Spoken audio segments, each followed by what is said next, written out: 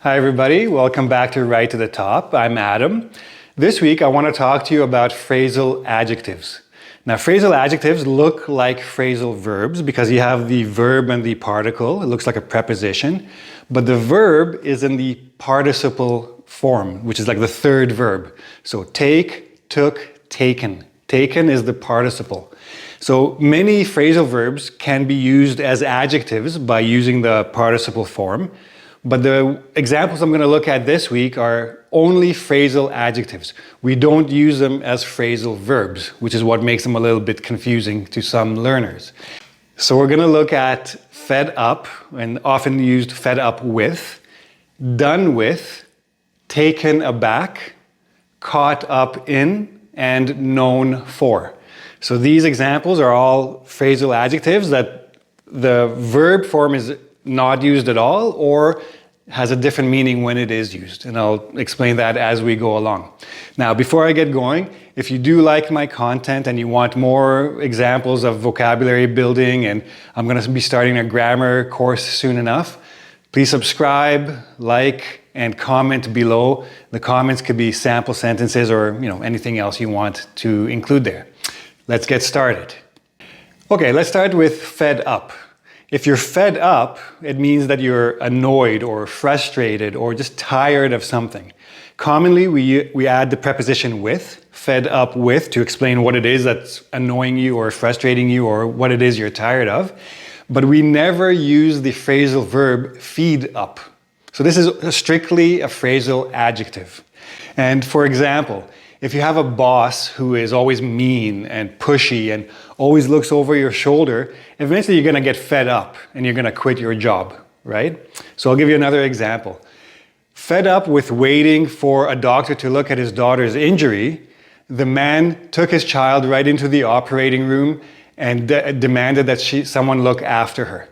He got tired of waiting. He was fed up with waiting for a doctor. Okay, so that's an example of fed up with. And don't forget, you can always put your own sentences into the comment section. Okay, let's move on. Okay, now we're going to look at done with. Yes, you can use the verb do with, but this has a few different meanings and a few different uses, so I'm going to look at that in a separate video. Today I'm only going to look at the adjective done with. Now there are two meanings to it. One is very direct, finished, like finished using something or completed something. So are you done with the book? Can I borrow it? Are you finished using it? Very simple. The more idiomatic use of done with, and it's a bit slang, in most cases people are using it like in a bit of a slang situation, it means that you just have no more patience or tolerance for something, right? And in this case, the phrasal verb does not have that meaning. Right? So we'll leave that separately. So for example, I'm done with this class. The professor moves too fast and doesn't explain things clearly enough. I don't want to do it anymore. I'm done with this class. I have no more patience for it. Okay? It's a little bit more commonly used with speaking, but in certain contexts you can put it into your writing as well, right? If you're writing something a bit more casual, you can use the expression done with. Okay? Try using this expression in the comments below. Next, taken aback. If you're taken aback, it means that you're surprised by something or shocked by something, or you simply weren't prepared for what came, what you heard, what you saw, what happened, etc. So very surprised. You can use the phrasal verb take aback, but it's very, very uncommon. We mostly use the adjective taken aback.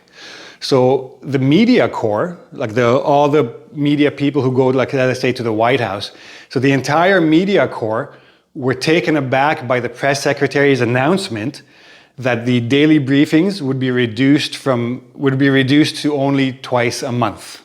So daily briefings means every day. Now it's going to be twice a month. So the media corps, all the news reporters, all the journalists were surprised, were taken aback by this announcement. They weren't ready for it. They were surprised by it. Okay? Let me know if you have any questions about any of these words as we go along as well, right? And you can ask me in the comments section, and then we'll get on to the next word. Okay, so now let's look at caught up in. Now, the phrasal verb catch up, I think many people understand it means to, get into an updated situation, catch up to the rest of the class, for example, be in the same position, be updated. Caught up in is an adjective, a phrasal adjective, is much more idiomatic. It means something completely different. It means to be very deeply involved in something, and usually it's unintentionally. You didn't necessarily want to, it just happened, right? So for example, if you're studying and you really enjoy what you're studying, you're gonna get caught up in your readings. It means you're gonna be so deeply involved, so focused, that you probably don't notice what else is going on around you. But this happens in many other situations. So even the most sober people sometimes can't help but be caught up in the excitement of a local team's run to a championship and the celebrations that happened around that. So what does this mean? I'm not a sports fan, for example.